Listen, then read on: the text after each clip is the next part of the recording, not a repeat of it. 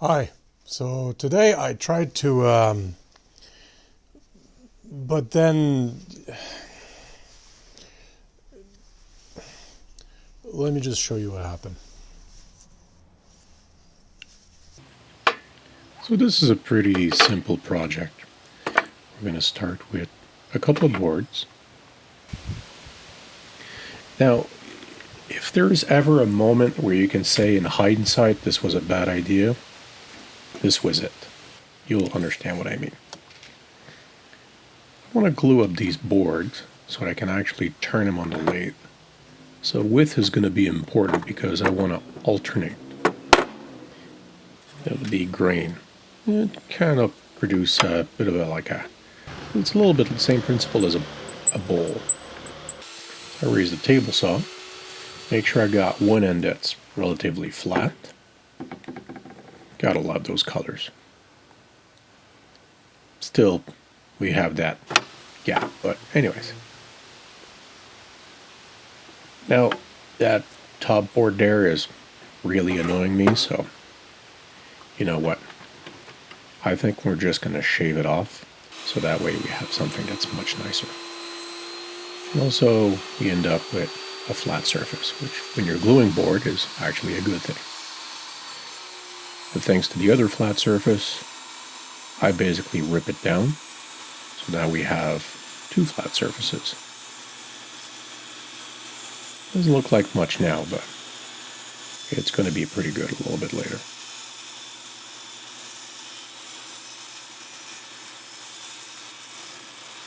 Yeah, this video sequence is a little bit long. I need to talk to the camera guy. It's just not very good. But anyways, for those of you that are still awake, let's move on and rip some more boards. Again, I stick to the same width.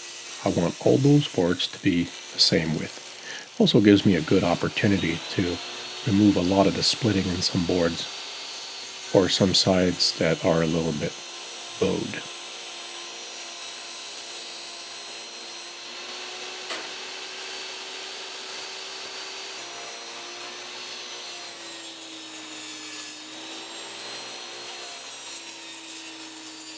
Yeah, you guys may be thinking that this is overkill for just one, but my original intention was to basically make 3 glue-ups for 3 different holders.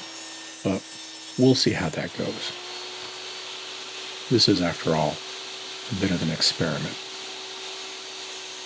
So again, it's all about making sure that all the width of those boards is pretty much exactly the same, so that when we glue it up, we don't have things that are too much out of balance for when we put it in the lathe.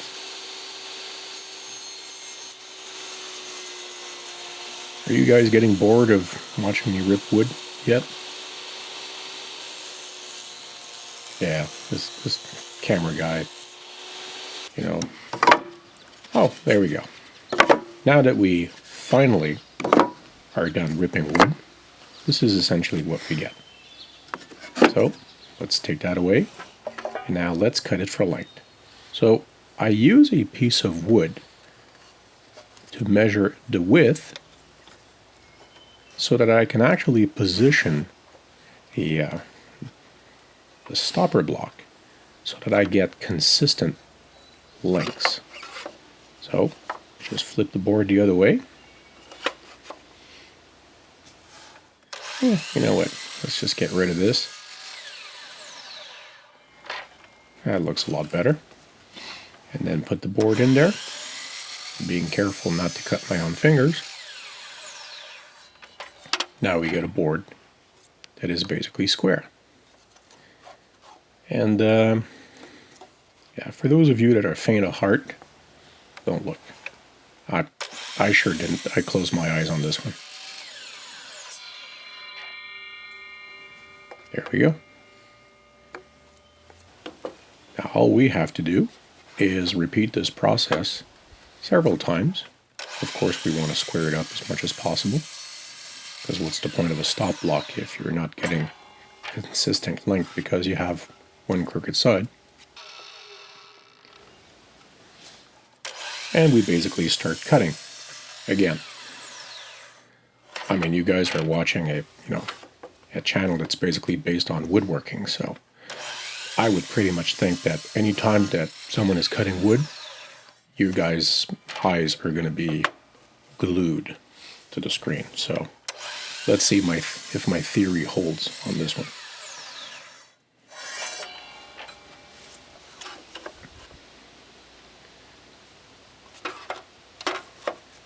Oh, that's a little bit unequal there. This is probably unnecessary. If I would have kept cutting, everything would have been fine, and that would have been a reject side, but that was kind of an interesting knot, so I figured that I would keep it. Again, close your eyes. This is going to be a close one.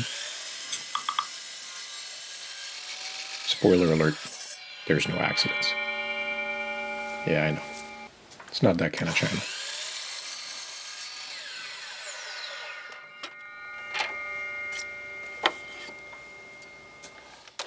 Well, if I'm counting, this should be pretty much the last board that we're going to cut.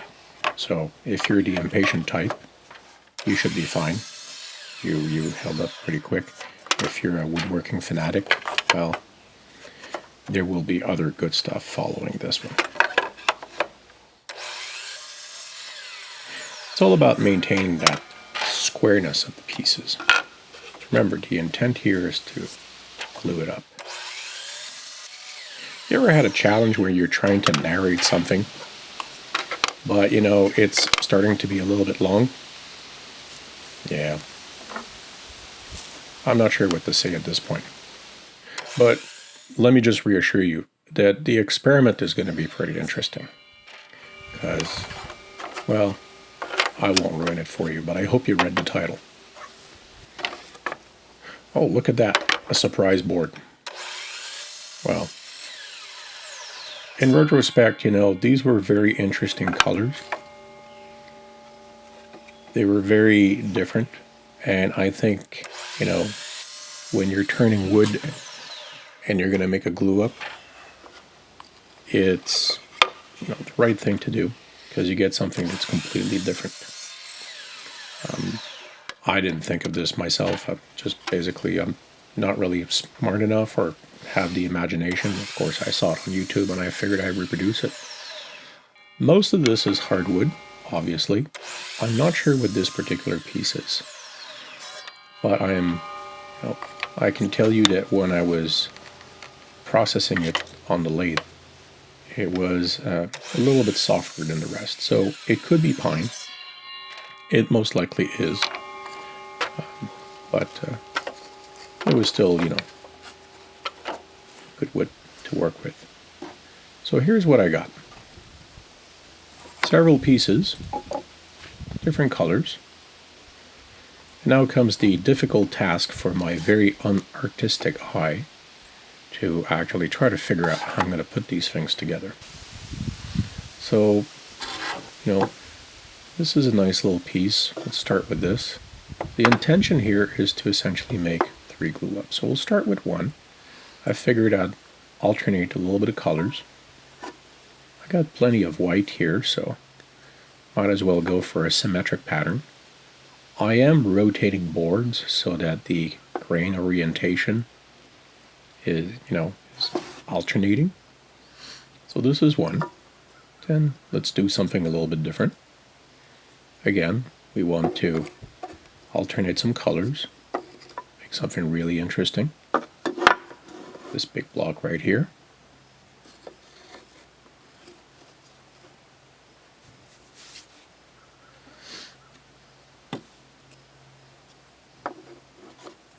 Those big blocks of darker color, possibly red oak or you know, what the hell do I know? I just work with pallets, but it is rather nice color. That's basically from a very old glue up that I did, actually several years back, so I really wanted to use it. In hindsight, it probably would have been better for me to revise the glue up a little bit better. And since I have access to resin and epoxy now, that would probably have been a better goal. But anyways, here it is. The colors are kind of interesting. Now comes the extremely exciting part of actually gluing it all up.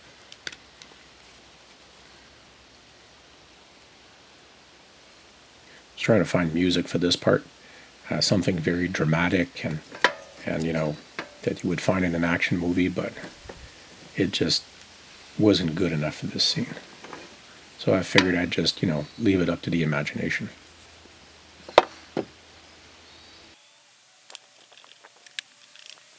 Yeah, for those that are paying attention, I decided that I tortured you all long enough, and basically would use the fast forward at this point. So there's one glue up done. Now off to the second one. And guess what? I'm still gluing boards together. Isn't that cool?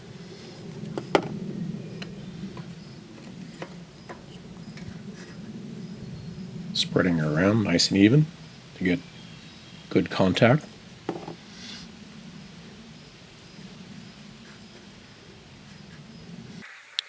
Just keep at it. There we go. Now we have number 2. And number 3 is coming. Yeah, there's still some mosquitoes here in Canada. You gotta love those little pests. And incidentally, they love me. They're probably my biggest fans. Well, at least once they pump me dry of all my blood, they will be my biggest fans. And number 3, here it is. So let's just get another clamp on the other side. That way it's as even as it possibly can be. And we'll leave it out for at least 24 hours until it dries. So this is the dried part.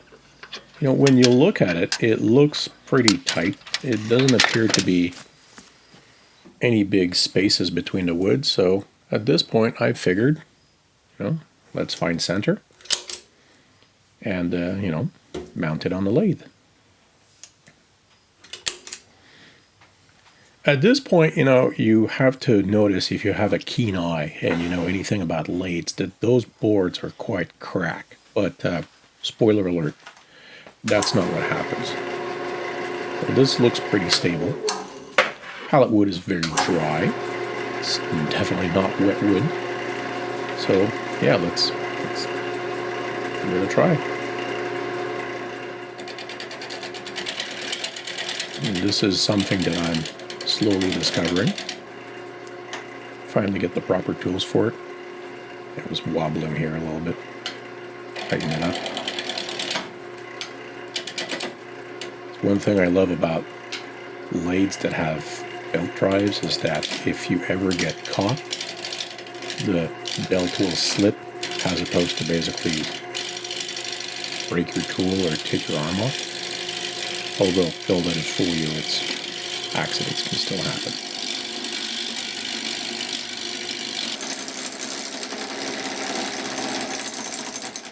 So my first step, obviously, is to get the whole thing round. And people that don't like round things should probably not own a lathe. You might want to stick to the table saw if that's, you know, what floats your boat. So it's starting to get round, but we're not completely there. So let's chew it up a little bit. If you're looking at it carefully, you notice that I spent a little bit less time on the light wood, and it is a little bit softer than the rest. But not creating any problems.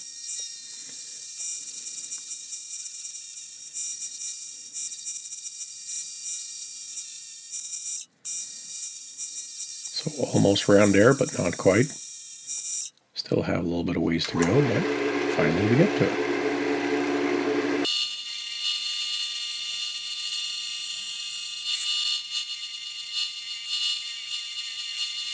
You have to admit, that's a nice little color pattern. So my intention here is to basically mount it in the chuck so I can drill a hole. So I'm just making sure that I'm measuring for my chuck size. Take off a little bit of material so I can make a foot which would go inside the chuck. We're almost there. Got to take off a little bit more material.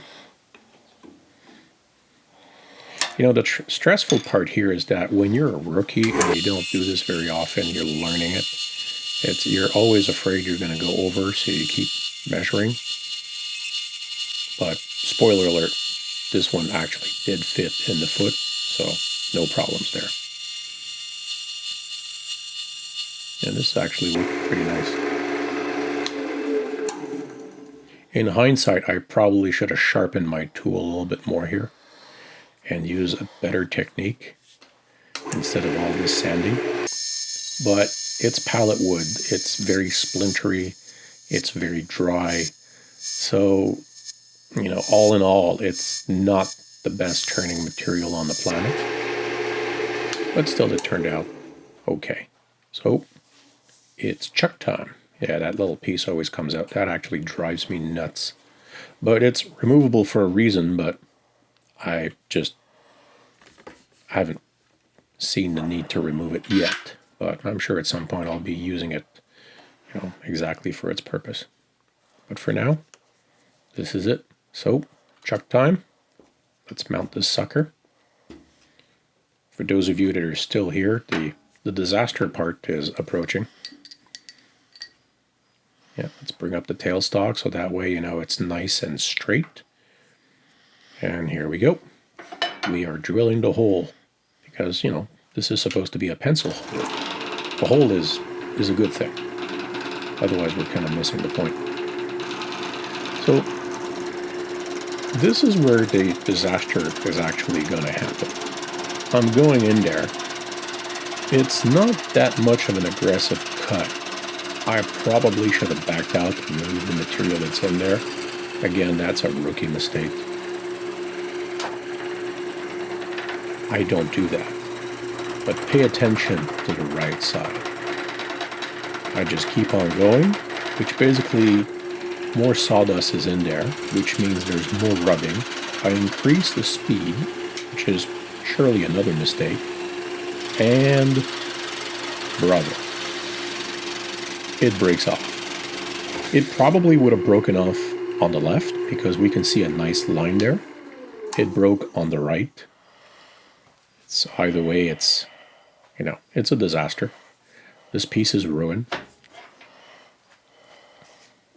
And it was actually not exactly easy to get it off of there. Had to use a little bit of elbow grease, but yeah. So this is essentially how piece number one turned out. I do eventually get it out of the